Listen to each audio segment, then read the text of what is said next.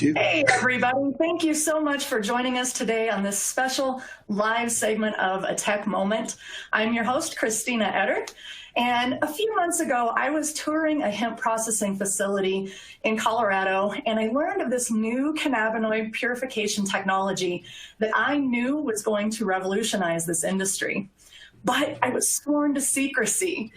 Now, soon to complete an RTO and be publicly listed on the CSC, I am thrilled to help Sixth Wave Innovations announce their technology to the world.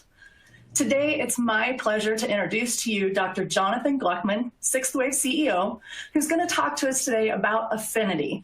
Affinity is a new cannabinoid separation and purification system that is going to simplify the process and completely change the game for cannabinoid production. Welcome to the show, John. Thank you. Thank you, everybody, for logging in. So before we jump into the presentation real quick, let's cover just a few logistics. And first thing I want to talk about is kind of the layout of our presentation. John's going to give us a little presentation about Affinity here to start the show. And then afterwards, we're going to have just a quick Q&A between John and I, just a little interview talking a little more in depth about the company and the technology. And then after that, we are going to have a live Q&A session. So you're welcome to ask your questions all along the way. Just know that we're not going to answer those until towards the end of the show.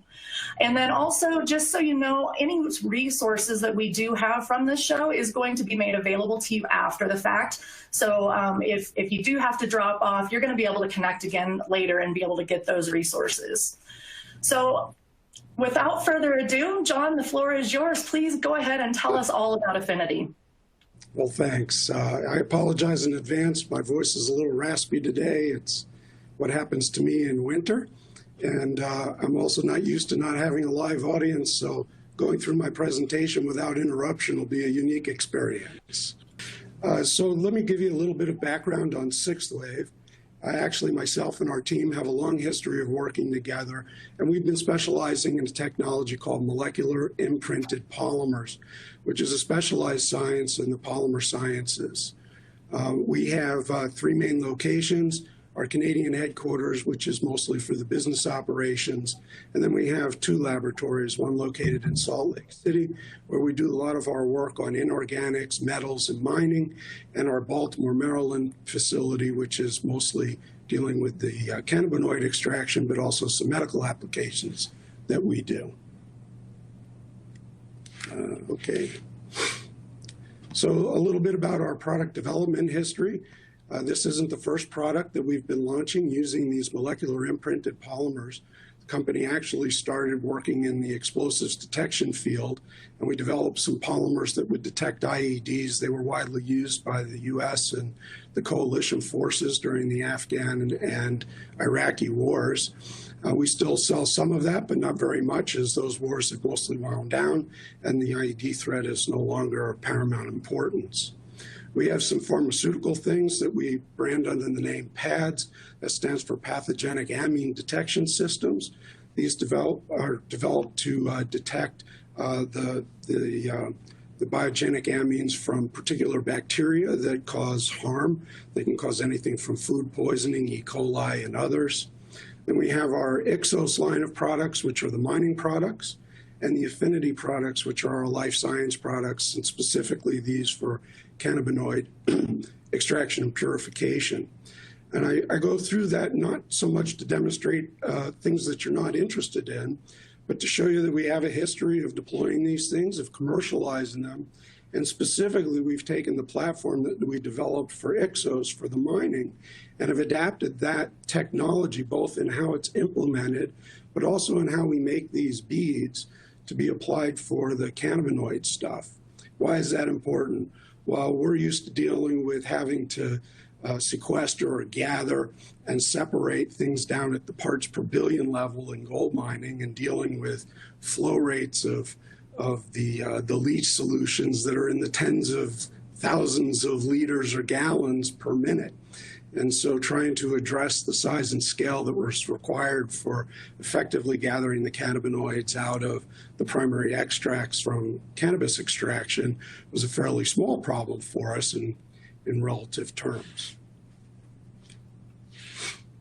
Okay, so a little bit about the Affinity beads. So we make these, they're predominantly a polystyrene bead. They're made with all GRAS, or generally regarded as safe components. So they don't outgas and they don't outsource anything that would be harmful to anybody who's purifying with the cannabinoids and want them to be sold either in pharmaceutical grades or at the commercial and consumer levels. The polymers are made by scratch by us to our formulation. And as we put those together, we imprint those polymers for the specific cannabinoids that we're looking for. In this case, CBD, THC, CBN, and those. And as we grow the number of cannabinoids that we have specific extraction media for, we'll be focusing on things that become more and more available in the biomass. So as we know, next year's biomass may be in much higher concentrations of things like CBG and CBN and THCV.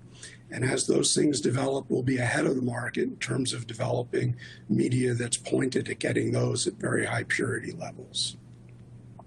As you can see, as we magnify the view of them, the beads are macroporous, meaning that they have a lot of surface area, not just the outside of the bead is imprinted with the molecules for gathering the CBD or THC, but all of the inside porosity as well. And that way we have a very high capacity for gathering the cannabinoids with a small amount of our media. So how are these things put together? Just a little bit of polymer science. Essentially, we take monomers, which are the starting points. In this case, it's styrene. And we mix a lot of that together with some initiators, and we created a specialized ligand that we incorporate into that has our imprint molecule. In this case, it's a replica of the THC CBD molecule. And we link that so that it will have binding capacity when the polymer is made. So we put all those things together, we put it into a reactor, we stir that reactor, which has some basically soapy water in the bottom of it. We take these oily monomers along with this initiator, and a chemical reaction happens and it forms our polymer. If we spin the blades inside our reactor properly, well, then we get beads of the right size. And that's what we shoot for, is to get beads that look a lot like, I thought I had them on my desk, but they seem to have disappeared, but they look like beads. Okay, we have done extensive amount of patenting.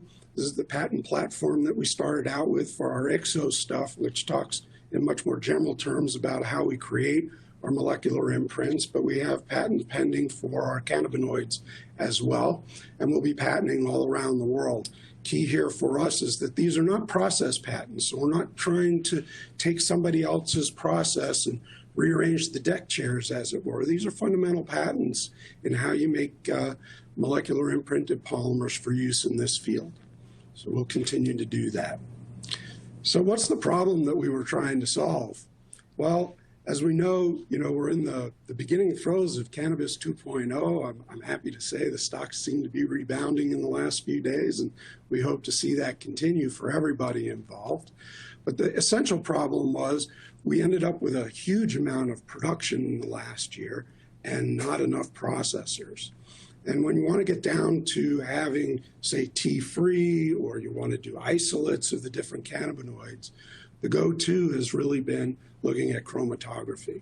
Chromatography, while it's used in some large applications in the pharmaceutical industry, has tried to be adapted for this industry, but it's fairly costly and it's not easy to do. There's a lot of waste, so between 5 and 15% of the product that you send through chromatography might not get good separations and be able to use. And because it's expensive to use, you can't reprocess that material cost effectively. And so cost effectiveness for chromatography has been an issue. Having multiple machines on your floor in order to be able to get production levels up is another issue because it drives additional costs.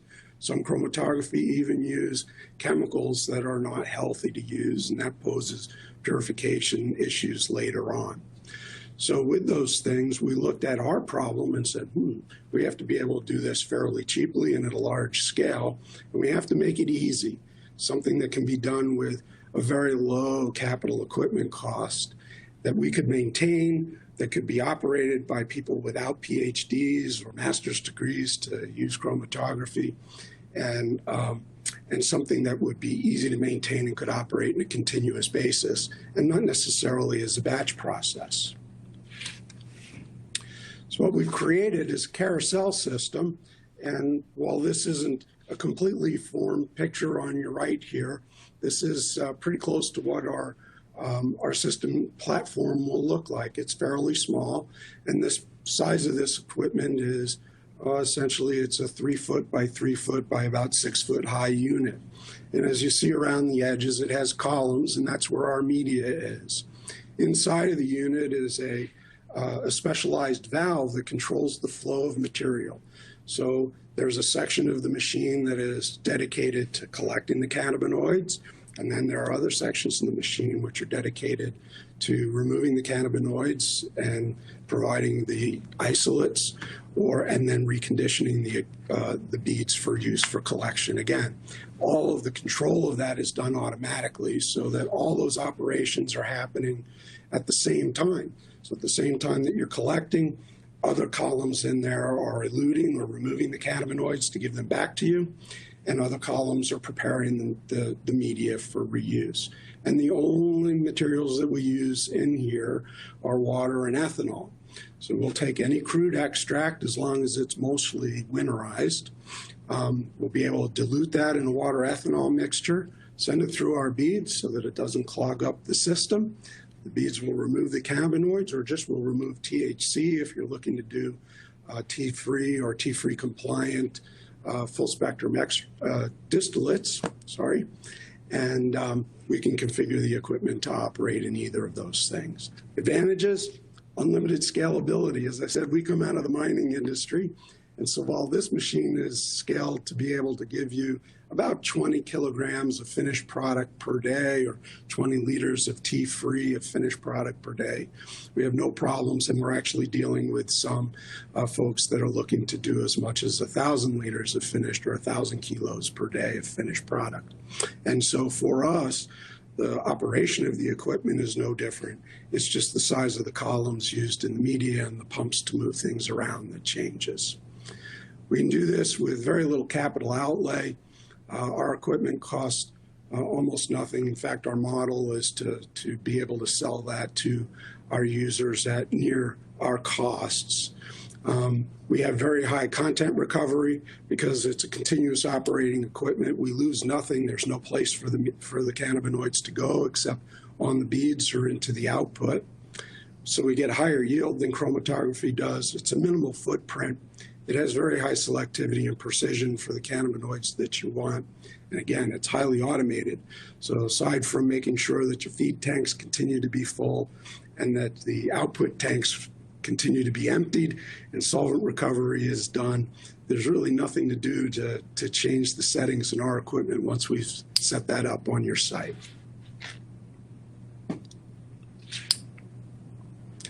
Unlimited scalability. See, redundancy is good. So the baseline Affinity unit here, again, as I said, is scaled at about 20 kilos, but we're making machines that are much larger. And for certain applications, we'll even customize equipment for a particular utilization. We have some customers that are interested in mobile devices, and so we may configure the system to fit into a mobile device a little bit easier than this one does. We can, in fact, as you grow, if it looks like you need new equipment, we'll be happy to help you replace that equipment, or we can operate these certainly in parallel. And the modular configuration makes it very flexible for our users. Lower CapEx, again, I talked about this, but we talk about chromatography equipment that might be able to process 20 or more kilos of finished product. We might be looking at costs that are, I don't know, between $500 and $1.5 million, depending. So if we're trying to sell ours at nearly cost, we expect that to come out at something under $200,000 Canadian. So that's a fraction of the cost there. This is a nice little top view of our equipment, and you can see that inside there is our little center distribution hub or valve. Why Affinity, and does this make sense for you financially? Well, in some respects, the real question is, what are we comparing against chromatography? Now, we can do a couple of things that chromatography can't. For example, chromatography, it's very important to start out with very clean material going into your chromatography equipment.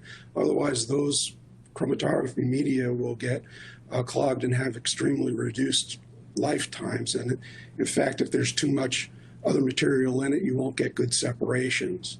But we don't have that problem. We can work with a very large background of things. So in some respects we can, and I'll talk about this in a minute, we can incorporate other additional models for your processing that may eliminate certain steps like full winterization and even distillation. We can go directly from crude material to getting isolates. And there's some unique things about that as well in terms of being able to remediate for heavy metals and potentially pesticides. But if we just do a comparison of the amount of money that's lost in cannabinoids that are not easily separated or captured through the chromatography process, there are extremely high amounts of money that are lost in here. Our goal is to make sure that the total cost of operation for you is less than the losses that you might experience by just using chromatography. If we're able to improve the rest of your flow sheet and remove other processes where there are additional losses, all of those benefits should accrue to you as the consumer, as the user of the equipment and the final producer. Why Affinity? Again, I'm repeating myself a little bit here, but repetition is good for memory. Higher yield. Again, our potential yield rates, and we've been demonstrating in the upper 90%, is about 99.9. We can reprocess almost for free because everything's already in solvents and it's just through the beads again. Very little electricity because we require no heating and no pressure vessels and no cooling. We just run at standard room temperature. And so we expect to be saving more than 25 cents a gram at current prices on what your operating costs are just by giving you the additional yield. Streamlined circuits, as I mentioned earlier, we can do some neat things. I noticed that here we left CO2 extraction, and so dealing away with winterization isn't exactly true in this case. I apologize for the mistype. But if you're using cryogenic ethanol extraction, for the most part, you get a winterized product that's coming out. The rest of the remaining solids and anything and heavy lipids that haven't been removed can be removed with simple filtration. So as we take that raw extract and we dilute it with the water ethanol mixture in order to make it flow across the beads and enhance the absorption, those solids will fall out and precipitate out and can be easily removed.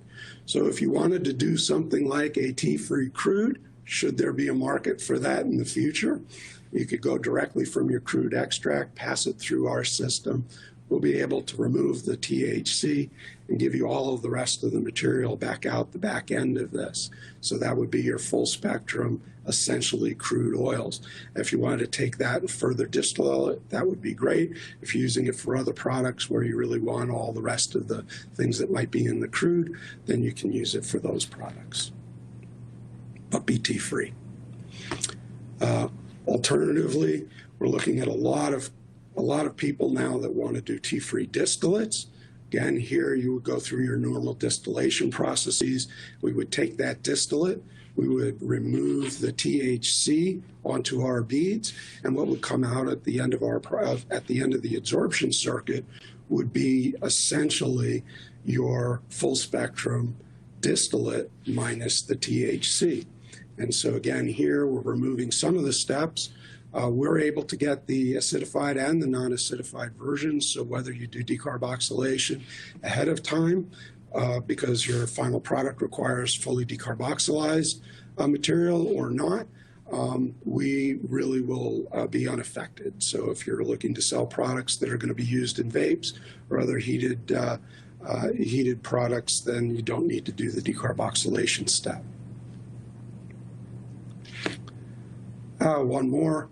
Again, we can do isolates, and in this case, one of the main benefits is that, again, if we're dealing with at least partially winterized materials, we don't need to do additional filtration. We don't need to do fractional distillation.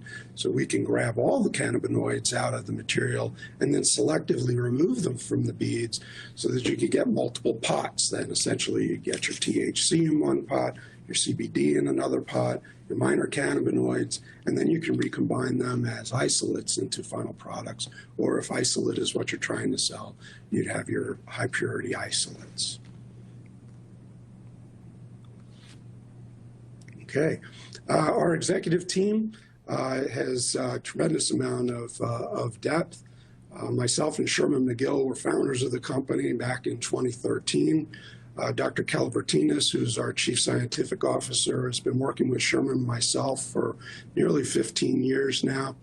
And John Cowan, who is our Chief Operating Officer, has extensive experience in the automotive industry as well as in the medical devices industry. And so he'll be bringing all of that engineering expertise to ensuring that the equipment that we make, the beads, are certified for GMP, they're manufactured in the GMP facility, and all the equipment that we're building to the Affinity system will be built to GMP, EU GMP standards.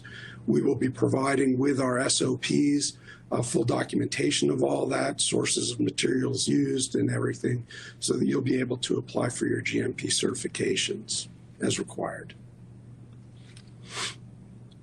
Our science team is heavily populated with PhDs. I think we have 6 on board now, which is the largest percentage of our overall staff.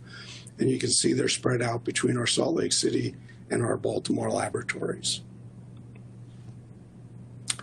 In summary, oh my goodness, I'm under time. In summary, our Affinity system here is kind of revolutionary. We're applying a technique that we've successfully commercialized in other applications and been able to scale up to very large scale production. We're currently in the process of scaling up the bead production to be able to provide us with plenty of beads. These beads are basically a polystyrene base, so they have a very long longevity. There's really no need for us to replace them in your system, but as part of our total support package, as we move forward to supporting our customers, those will be replaced at no cost, so that's not a cost you have to worry about bearing. We know with chromatography, some of those materials like C18, very expensive to replace and need to be replaced quite frequently. We're focused on the extraction sector. Again, we're not a primary extraction equipment, but we are a purification equipment. So whatever the final products are that you're trying to get to, whether it's tea-free remediation, whether it's isolates, or whether it's tea-free crude, should that gain some popularity, this is what our equipment will be used for. We have existing patents, both at the international and at the United States level.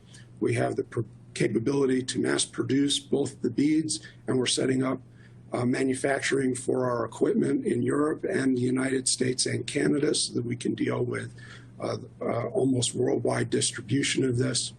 We have a very aggressive revenue plan. I think that's not really the topic for this conversation, but after we've sold you the unit, the way we continue to make money and help make sure to support you is with, I use the word royalty. It's not really a royalty, and some people don't like that name, but we'll charge you a per usage amount, and for that, we'll continue to support the equipment. We'll upgrade the beads as new formulas come up. We'll help you adapt if we develop it when we when we launch the CBG and the other beads to make sure that those get incorporated into your system and enhance your capabilities, and all that's part of the support that you're paying for with that usage fee. Currently, we are scaling up our manufacturing.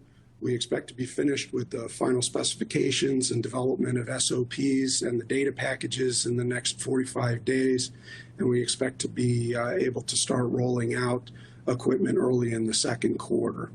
We are available and encourage anybody to get in touch with us. We'd be more than happy to host you at our laboratories, show you how everything works, discuss this with you in much more detail, and help work into the timelines that your particular processing requirements need for potential adoption of our equipment.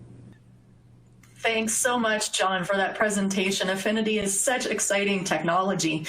So before we dive into some audience questions, let's dive into a few questions that I have for you personally. You touched base a little bit at the beginning of the presentation on the history of the company, but tell us exactly what that aha moment was when you realized that the technology that you were working with was going to be applicable in cannabinoid production. Well, it's kind of a strange thing. Some of the investors, as the cannabis market was expanding, 18 months ago, and things were starting to legalize more, and Canada was really focused on legalization, it became apparent that people were starting to ask us, can we do this for cannabinoid separation? Have we addressed any organic molecules? And since we had, it seemed like a natural thing. And looking at the structures, it seemed like we could very quickly adapt the molecules that we had developed for the mining industry to this industry. I think the biggest aha moment actually was at the PDAC conference a year or so ago, which is the prospectors and investors in the mining sector. We sat there and we were talking with the metallurgist about our mining application, and they kept asking us, could we do cannabinoid separation? Because they thought that's where all the investor money was going recently. And so we were telling them that we were working on that, and it became another huge topic of conversation. So I think demand was there, and that's what we focused on. That's fantastic. Now, tell me a little bit about the machine itself. And you talked about this a little bit here at the end, but as far as, I spoke to some people that went to MJ BizCon, and they said a lot of the extraction equipment and laboratory equipment was either on back order, or the brokers were, having difficulty getting equipment from Asia. Tell us a little bit more about where these machines are being produced and how you anticipate being able to address some of those market concerns and get equipment into people's hands. Yeah, it's a great question, and it's one, of course, that I won't say we're struggling with, but that we're addressing head on. So the good news is that the platform that we're building on is really a platform that's been generally adopted for a lot of water purification and mining applications.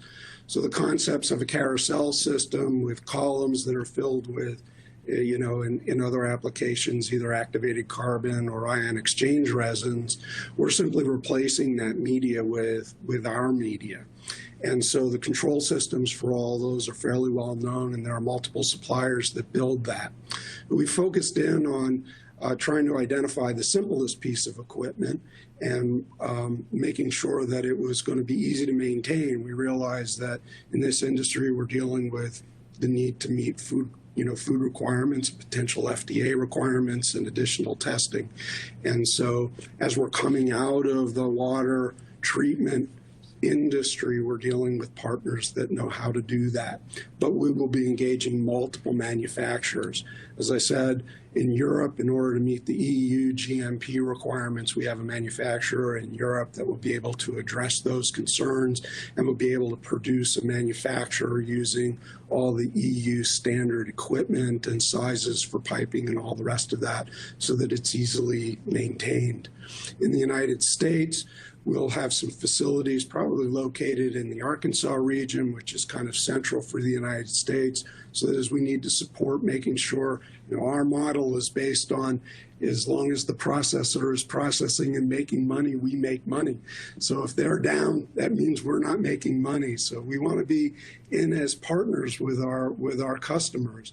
And that means having stockpiles of equipment around so that we can quickly replace things and make sure that everybody is not interrupted in their production capability.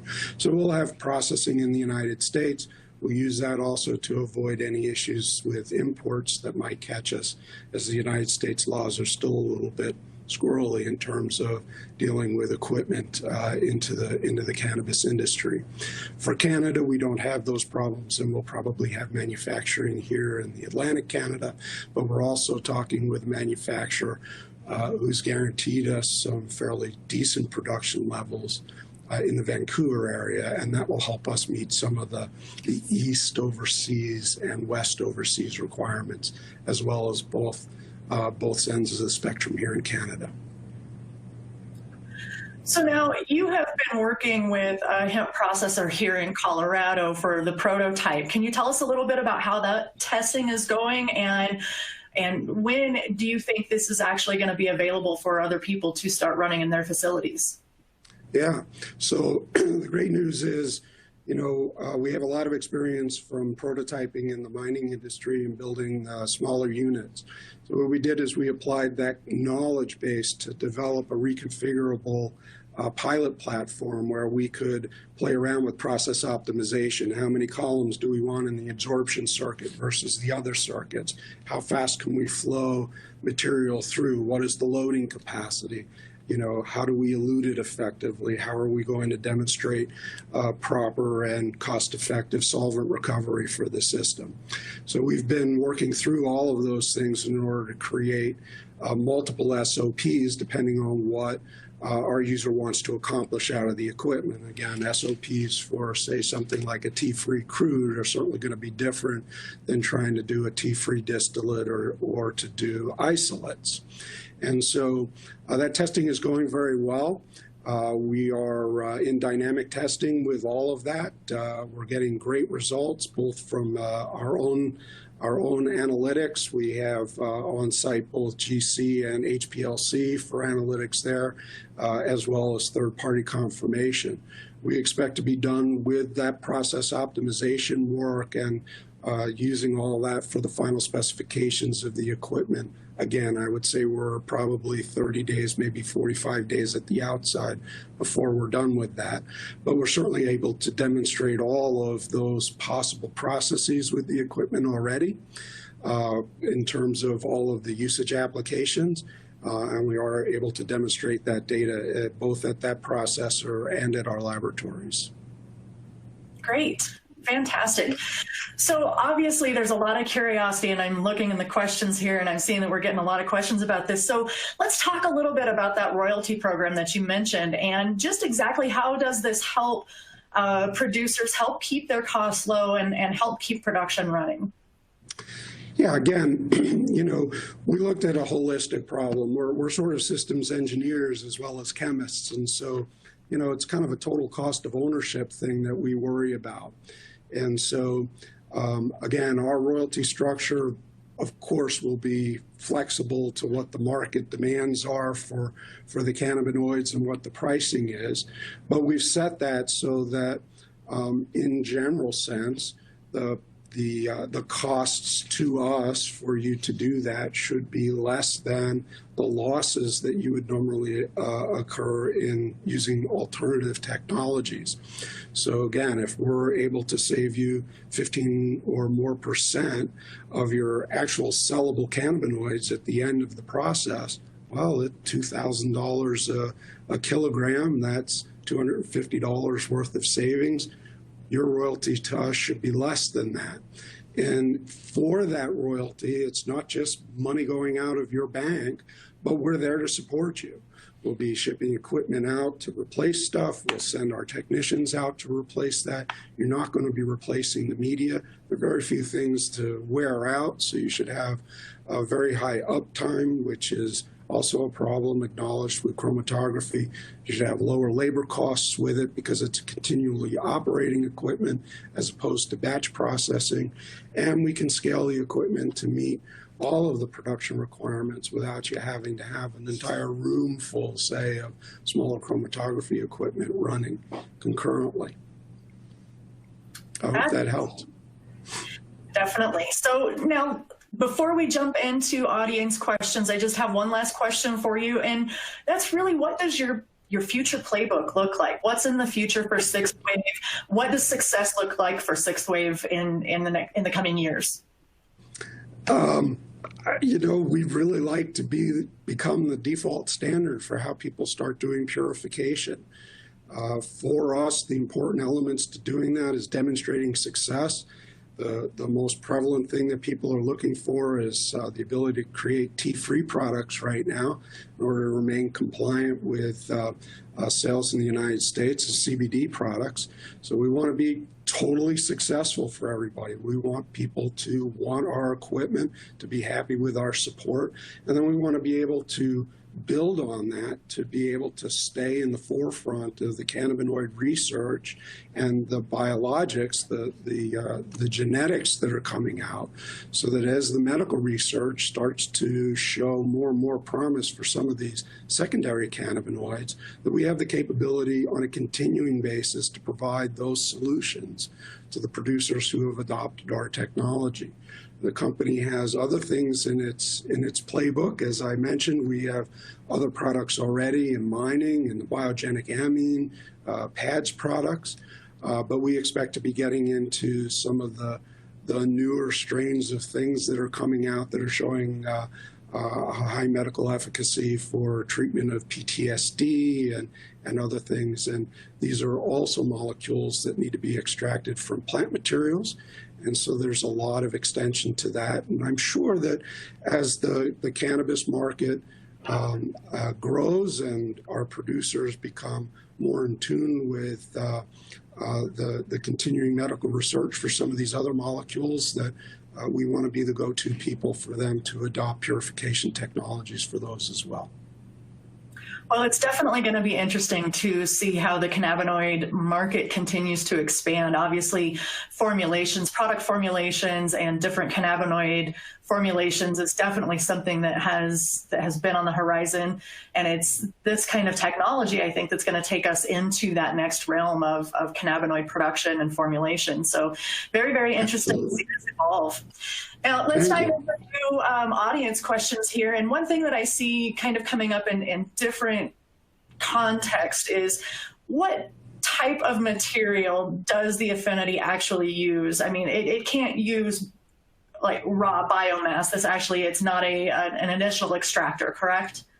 That's correct, right. So we're expecting that the biomass is still going to go through some primary extraction process. So as we all mostly know here, the primary processes for cannabis products has been supercritical or supracritical CO2. In the large-scale processors for hemp extraction, there's been a lot more work done to increase the size and capabilities of ethanol or cryogenic ethanol extraction. We realize that there are some new technologies, perhaps microwave extraction, cold water extractions, and others. All of those result in what the industry calls a crude extract. I like to refer to it as affectionately like bear poop. So it's very viscous, thick stuff. It's brown or black, and it smells horrible, and depending on how refined it is. So at the core, we can take those materials, and again, as long as the main lipids and fats have been removed and plant material through different processes, whether it's partial winterization, full winterization, or filtration, we can then take that as input material.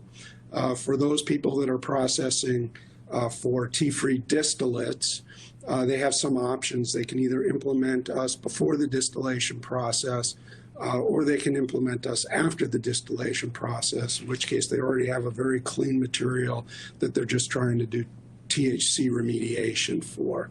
I will come back and mention that our adsorption media has no particular affinity for wanting to collect heavy metals.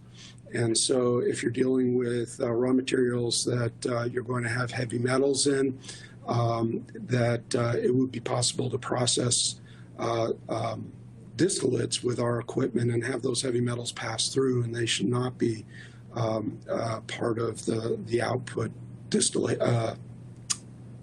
isolates. And I think too, the remediation and the heavy metals and contamination remediation, I think, is also something that's going to be big coming forward as well. Obviously, there's more and more hemp being produced, and outdoor grows and big field grows and things like that. You're not going to be able to control all of that all the time. So I definitely see where any type of contaminant or toxin remediation would absolutely be beneficial. So how does the efficiency of Affinity actually compare to, say, legacy flash chromatography? There's a lot of different flash chromatography equipment out there, and so it's hard to make a specific generalization. But, essentially, chromatography is a relatively slow process. It's somewhat still a batch process in that you have a single column that you're using to both load them, and then you finish loading, and then you have to selectively unload the cannabinoids from the column. We work in a continuous flow so that rather than having to change a column over from one process to another, the carousel system automatically changes the flow of material from the columns into the different stages. So we always have a clean column coming into the adsorption circuit while the other columns are moving into the removal circuit. Again, we come out of the mining industry where we're trying to reduce the gold left in the lixiviant down to like 1 part per billion. So we've been configuring the equipment so that we make sure to get all the cannabinoids out and nothing's wasted. If there is mixing or material does come out that needs to be recycled, again, because it's a continuous flow situation, we can configure the equipment to reprocess that to get either additional purity if required or to capture any lost cannabinoids. And the next question that came up is, so how many cycles in a day can the Affinity run? It's going to be a little bit dependent on what the input material is coming in. So if we're dealing with high concentration distillates coming in, then we do a different dilution than if we're working with low quality material coming in. The goal is to scope that we're scoping to an output. So what we've found is that the producers are keenly interested on hitting an output production per day. And what we would do is scale the columns to be able to accommodate that for the variety of input material that that processor would be responsible for. So if they're a seed to end product person and they know that they're always going to be getting 12% or 50% cannabinoids in the material going through, then we would scale the system to be able to give them 20 or 40 or 100 kilos of finished product a day.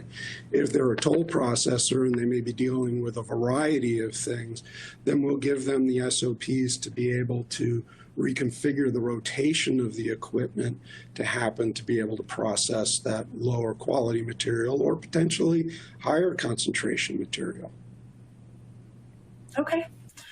And you mentioned that you're going to have this available in Europe. Is there anywhere now in Europe? I wish it were the case, but not quite yet. In fact, as I mentioned, we're going to have a small facility that we're using predominantly for research and development. And as part of that, we'll have a small processing facility that we operate full-time as well. And that'll be located in the Arkansas area, just outside of Little Rock. And that will become one of the showcases. And as we're working with some of our early adopting partners, several of them have indicated that they would be more than happy to be showcases. And we'll probably identify one of them in Europe in the coming months. Great, fantastic. And the beads themselves, we have a question asking, can you tune the beads to extract hemp proteins as an isolate? So there is nothing limiting about the molecular imprinting process and the way we develop that would prevent us from looking at proteins and gathering certain proteins. The nice thing is all those proteins have definitive shape, and so we can key to that shape, and they have charge complexes and places that we can create a reason for the protein to want to bind to the bead. So we can address those. We haven't yet started to look at those hemp proteins, but as the market becomes clearer on those things, that certainly is a project that we could either work for a particular customer or that we may take on our own. And what level of specificity are you achieving with the extraction? So far right now, we have been able to demonstrate T-free levels at below detectable limits, both at HPLC and less stringent requirements. Depending on the processor, we can also do just T-free compliant material, which is below the 0.3%. On the lesser cannabinoids, we more or less have been leaving them in one bunch because we haven't been dealing with biomass that has enough of those for specific separations. We do see some ability already to separate CBC, and we may be able to tune things a little bit further to give more CBC specific outputs. But again, for us, the future is looking to implement CBG, CBN, THCV. Those seem to be some of the high priority ones coming up, and those will be very high specificity. Yeah, it's definitely going to be interesting to see how the demand changes for the different cannabinoids as more and more research is done and we start to learn more about these individual compounds. It's definitely going to be fun to watch the market expand from here. Absolutely. So after the extraction process takes place, are there any traces of ethanol, pesticides, or any of the other contaminants that are in the original crude left over in the finished product? It's kind of a little bit dependent. So on the side of pesticides, boy, there are a lot of pesticides. So we have not honestly had an opportunity to test all of them or to deal with enough hot material coming in to know whether we're going to be able to give outputs that have no pesticides in it. Metals are a little easier because there are only 4 or 5 key metals, and they're easy to stay in solution and they don't have any particular attraction to our beads. So if you're looking at taking crude material and processing it through, I feel fairly good that we're not going to see metals come forward. I don't know yet in the isolates that you were producing. I can't speak 100% for all of the pesticides. If you're giving us distillate and trying to get a full spectrum, just tea-free distillate out of it, of course, the output from our system is the full spectrum distillate minus the THC. So we're really not doing anything to specifically absorb heavy metals or pesticides on the beads with the THC. So they unfortunately would remain if it was used in that configuration. Okay. And what support can you provide for new entrants, say in states, in this case it's Louisiana, where there's very little infrastructure set up? Yeah, again, our plan is to have a complete support infrastructure. So as we deliver the equipment to you, we'll be delivering it with SOPs, with all the materials that you need to move through GMP compliance. We intend to put together a kit, if you will, that will include, at a minimum, all the specifications that you would need for input and output containers, for solvent recovery, and we would be able to help advise you on all of that stuff. If required, we do intend to sign up with a couple of key suppliers of those equipment and be able to configure that as part of our installation process with you. We are very, very much not a throw it over the fence kind of company. Good luck after delivery. Again, our whole idea here and the reason that we're wanting to get in, more or less in business bed with our customers and make money when they do is so that we have an opportunity to help ensure success of every adopter. Gotcha. Now, on the beads themselves, they are imprinted to basically grab a particular cannabinoid. Is that correct? Now, once those beads have pulled those cannabinoids, how then are the cannabinoids released from the beads? Oh, great question. I'm sorry I didn't address this. So as I said, the first thing that we do is we take that crude input material and we have to dilute it down a little bit in order for it to flow easily through the system. We do that with a mixture of ethanol and water. Once the cannabinoids are loaded onto the columns, all we really do is wash them with a higher concentration ethanol mixture, which is just ethanol and water again, and the cannabinoids come off. And so you'll end up with the cannabinoid. If you're doing tea-free remediation, you'll end up with an output that has THC in an ethanol water. You'll do solvent recovery on that to end up with your cannabinoids, and you'll be able to recycle that ethanol and water back for subsequent use. And what's the smallest quantity that the Affinity will process, and what's that kind of turnaround time for a small batch? I'm guessing, I don't want to go too far out on the line because we haven't figured out exactly what the operating parameters will be, but you can figure that we're going to be processing about 1 kilo an hour from the equipment. Of course, you can run it slower and process less, but the entry-level machine will be geared to producing about 1 kilogram of finished product or a liter of tea-free distillate per hour. Okay. And we've got several questions here kind of talking about leasing the equipment or purchasing the equipment, and then also, wondering if you're going to have any ability to sign up for the program without the royalty program. But from what I'm understanding, that royalty program really isn't a royalty per se, but it's more of an ongoing support for the equipment. Yeah. Is that right? Right. So the company expects that we'll have to be fairly flexible working with our customers. We're going to be working with anywhere from, multi-million-dollar processors that really don't need access to cash versus other processors that might want help in financing the equipment going in. And we expect to be in a position to help them.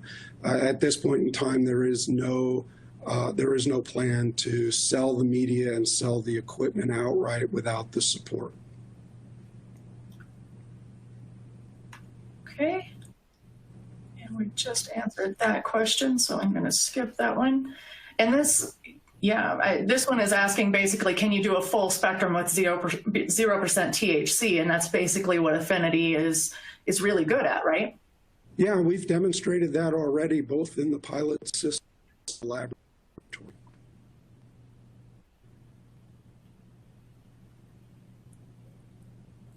It looks like, there we go. You had a little jump there. And what quality of ethanol will have to be removed from the final fractions then? What quantity? Yes, quantity, sorry, I read that wrong. Again, it's going to be kind of in the final configuration, and that depends on the solvent recovery equipment that you're using. So there are continuous operation solvent recovery systems and that can process more than enough ethanol water mixture. Again, nothing that we need requires 100% removal of the water. So we're generally dealing at most with, and in fact, when we buy ethanol, we're buying the 95 ethanol, 5% water. Okay. By the way, if that didn't fully answer the question, please send in more clarification or contact us afterwards, and we can help give you more quantities for that. And what is the best way, John, for people to contact Sixth Wave if they are interested in learning more about this system? Yeah, info@sixthwave.com. You can visit our website and sign up to be on our mailing list, as well as put in direct inquiries. And Sherman McGill, who's our head of vice president of business development, will make sure to get in contact with you immediately. We're seeing already quite a bit of activity and asks for the equipment.